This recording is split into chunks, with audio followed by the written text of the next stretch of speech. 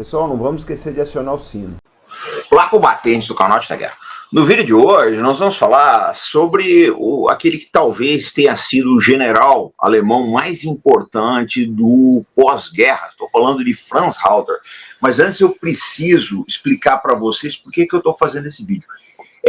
Teve um inscrito aqui do nosso canal, né, o Bruno Corrêa dos Santos. Ele escreveu o seguinte: comandante, estava assistindo a sua live com o Rubão no canal de Geoforce, fiquei impressionado com os documentos, vídeos e literatura do general Franz Halder.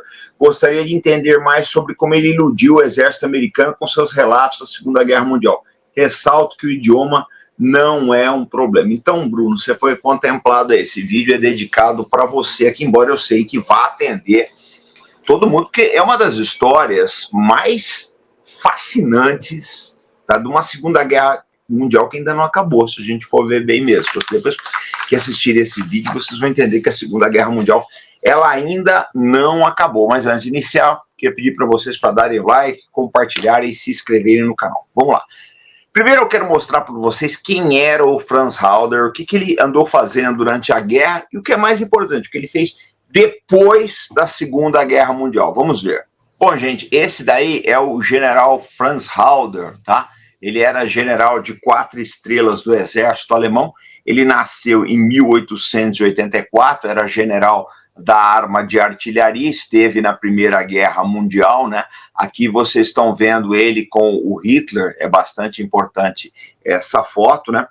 E ele alega, né, no pós-guerra, etc., que ele foi contra diversos procedimentos do Hitler, né? Mas a gente precisa lembrar que ele foi um dos idealizadores da famosa Ordem dos Comissários, que entrou em vigor quando os alemães invadem a União Soviética em 1941 e que eles fuzilavam sumariamente os comissários políticos do exército soviético. O Halder, né, inobstante, ele dizia aí que se opôs ao Hitler. O fato é o seguinte: quando ele é nomeado chefe do Estado-Maior do Exército Alemão, ele recebe pagamentos extras. Tá, então, além do salário dele, que era um salário razoável, como general de exército, comandante do chefe do Estado-Maior, ele recebia um dinheirinho extra legal por parte do Hitler. Ninguém é de ferro, né? E aí, bom, vem a invasão da França, né, os Países Baixos, etc. E o exército alemão teve vitórias, etc. E ninguém duvidava do Hitler nessa hora, e aí acontece a invasão da União Soviética em 41. Em junho de 41, você lembra disso, no verão. Em julho, por volta de julho, o Halder, que deixou um diário, ele acreditava que a Alemanha já tinha vencido a guerra. Mas à medida que eles se aproximam de Moscou, eles percebem o seguinte: eles calculavam que a União Soviética tivesse 200 divisões no exército. Uma divisão dá mais ou menos 15 mil homens aí. Eles tinham 360. As divisões brotavam do nada. E, assim, duas coisas que a gente precisa colocar, que o pessoal não mostra isso nos filmes, não mostra isso nos livros, mas o exército alemão como um todo, eles tinham falhas de inteligência gravíssimas, tá? A avaliação que eles faziam do inimigo não era boa, é um fato, eles subestimavam muita coisa. E outro problema sério que os alemães sempre tiveram é o problema de logística. Tá? Eles não se atentavam muito para isso, não. O exército alemão, gente, não é aquilo que se mostra nos filmes. Não era aquela coisa completamente motorizada, os panzers, etc. Eu já fiz vídeo falando disso. O exército alemão é um exército tracionado a cavalo. Essa é que é a verdade. Uma boa parte, a maior parte da infantaria alemã marchava a pé. Isso é um fato. Né? Eu falo sempre, eu tenho um argumento meu que é irrefutável. Todas as vezes que alguém fala a Alemanha ganha a guerra porque ela tinha aviões a jato, se ela tivesse feito os aviões a jato antes, bombas V2, etc. Sim, meu amigo, mas ela continuava tracionando a artilharia dela a cavalo. Então não tinha como ganhar. Se você pega o exército americano com todos os problemas, todos os defeitos do exército dos Estados Unidos, era um exército altamente motorizado, não só para eles, como eles contribuíram também com muitos caminhões e jipes para a União Soviética, que ajudaram bastante a logística dos soviéticos, principalmente a partir de 43 aí. E esses fatores são importantíssimos, gente. A logística, ela é tão importante quanto aspectos táticos, tá? A logística entra no componente estratégico de uma força armada. É uma realidade. Então, eu fiz esse parênteses aí, tá? Para mostrar para vocês que essas falhas do exército alemão, a conduta do Halder, etc. Bom, aí vem, no dia 24 de setembro de 1942, o Halder é substituído pelo general Kurt Zeitzler como chefe do Estado-Maior. E ele fica, né, colocado no ostracismo. Depois do atentado contra Hitler, em 20 de julho de 44, ele é preso em Flossenburg e Dachau. E fica preso num campo de concentração, mas aquela prisão assim, a prisão de oficial general, que a gente está cansado de saber como é que é aí, né? Que não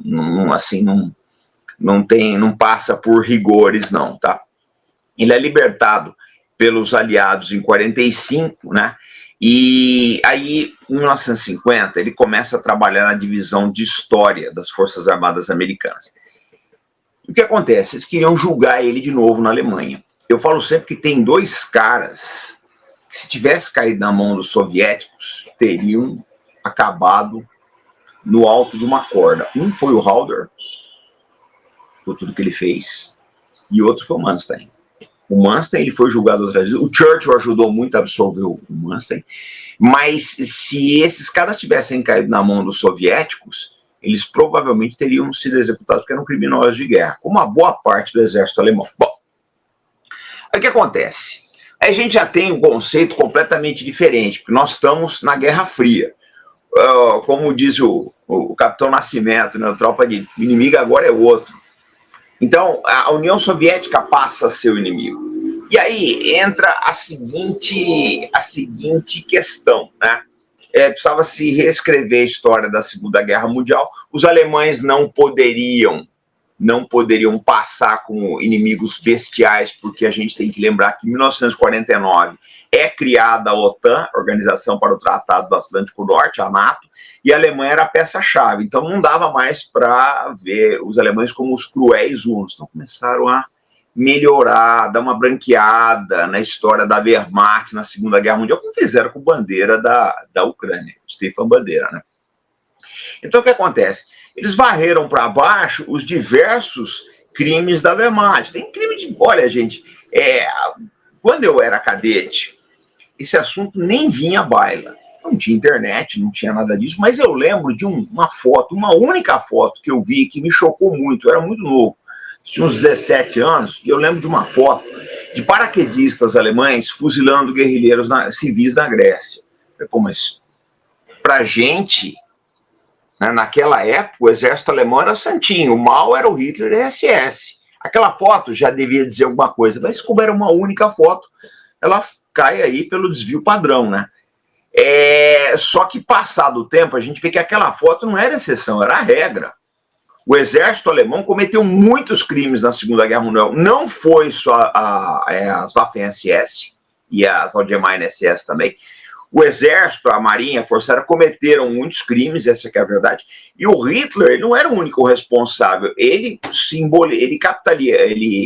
capitalizava, na verdade, um sentimento geral que havia na Alemanha e boa parte da Europa. Tá? Como a gente vê hoje aí, esse sentimento anti-imigração, muita coisa que acontece na Europa aí. Bom, mas a verdade é que o Halder, ele conseguiu safar. Essa história foi vendida aí da Wehrmacht boazinha. Vocês vão achar muita coisa na internet. Eu vou mostrar aqui para vocês terem uma base. Eles fuzilaram, enforcaram, fizeram o diabo, né? É que o Halder passou o pano aí. Agora, não foi só isso que o Halder fez. Tem uma outra coisa importante. Ele vendeu mais duas ideias. Primeiro, que o Hitler era responsável pelas derrotas alemãs, que o Estado-Maior não teve nada a ver com isso, que o Hitler era o único responsável. Aí vem aquela piada, né? O Hitler foi o maior general que os aliados tiveram. Isso é bobagem, gente. O exército alemão errou junto, e errou feio. Conforme eu já falei, tinha problemas de inteligência, problemas de logística, etc. O exército alemão errou bastante. Eles erram muito, é um fato. Se vocês olharem a campanha da Rússia, principalmente, está cheio de erros estratégicos ali. E a outra coisa que ele vendeu é dizer o seguinte, que havia uma incompetência geral no exército soviético, eles não sabiam fazer guerra. Isso é uma grande mentira, isso foi desmentido depois pelo brilhante trabalho, tá, do David Glantz e o Jonathan House. Tem vídeos maravilhosos sobre isso. Esse livro, Confronto de Titãs, fala isso, como o exército vermelho deteve Hitler. A verdade é que as forças armadas alemãs foram derrotadas no leste. 5 em cada 6 soldados alemães foram foram mortos ali. 3/4 do exército alemão estava lutando na frente oriental. Mas o Halder, ele vendia essa ideia que os soviéticos eram incompetentes, né? E a gente tem que lembrar uma coisa, gente. O Halder é demitido em setembro de 42. Até aí a Wehrmacht ainda estava se dando bem. Não obstante a derrota em Moscou, ela ainda estava na ofensiva. Os generais que lutaram dali para frente, você pega o von Paulus, um monte de gente aí que lutou no leste, ou morreu ou nunca escreveu nada. Então, o Halder, ele conta metade da história, metade que a Alemanha estava se dando bem. Agora, quando a Alemanha começa a se ferrar, você não vê relato de general alemão falando sobre a Bagration. Essa aqui é uma verdade. Kursk foi outra derrota gritando dos alemães. Eu não vou falar nem de Stalingrado. A gente nem precisa falar de Stalingrado. Então, o que acontece? Ele contou metade da história do jeito que ele queria, escondeu muita coisa, mentiu sobre muita coisa. A história do mito da Wehrmacht. Limpinha. Agora, com a guerra da Ucrânia, virou tabu de novo. Mas é um fato, eu acho que nos próximos anos, à medida que vai se abrindo mais arquivos na Rússia, principalmente, vai aparecer muita coisa, barbaridades. Eles fuzilaram muitos civis. A gente vê que são 27 milhões, né, de soviéticos mortos na Segunda Guerra Mundial. Então, assim, o Halder, ele é uma figura central, é muito importante na formação da OTAN, tá? Porque essa ideia que ele coloca da incompetência dos soviéticos, ela foi introjetada na cabeça dos militares da OTAN, e aqui no Brasil também, a gente vê muita gente nas Forças Armadas que acha isso até hoje. O que acontece? Isso deu uma noção errada. E essa noção errada seria responsável por muitas derrotas americanas depois, no Vietnã, principalmente, agora na Ucrânia. Agora na Ucrânia. Tá? Essa herança maldita do Halder, ela está por aí ainda. Mas o tempo passa, né? Por volta de 60 e pouco, ele é condecorado pelo presidente Kennedy, nos Estados Unidos.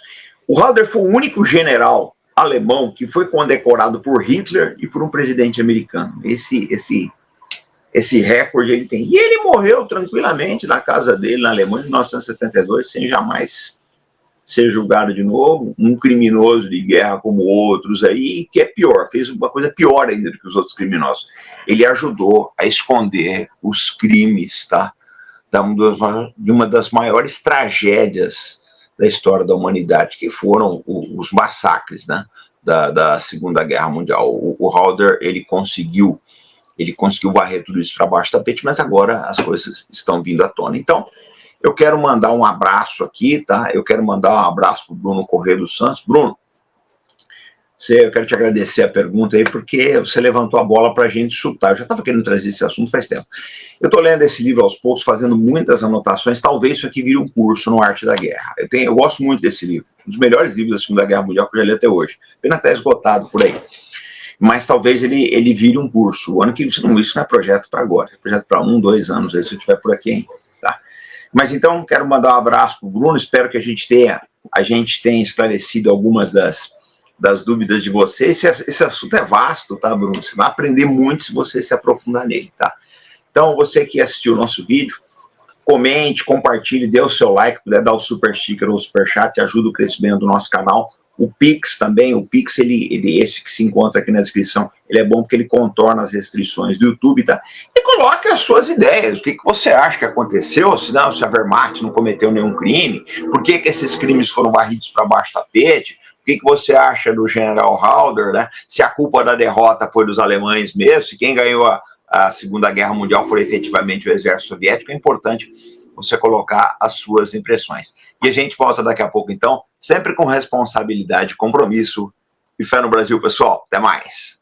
Bom, pessoal, a nossa dica de leitura de hoje é o acervo de livros da Segunda Guerra Mundial da Amazon. Vocês vão encontrar tudo lá, em termos de biografias, batalhas, armas, as principais lideranças, todos os fatos da Segunda Guerra Mundial, sobre todos os teatros de operações. Eu lembro, Amazon parcela no cartão, aceita boleto e tem uma entrega ultra rápida, tá? E comprando esses livros através da lista de desejos do nosso canal, que se encontra na descrição ou no QR Code dessa página, vocês estão ajudando o canal Arte da Guerra. Então vamos dar uma olhada lá, que nós separamos, deixamos na lista de desejos diversos livros que vão enriquecer bastante a cultura militar dos nossos inscritos.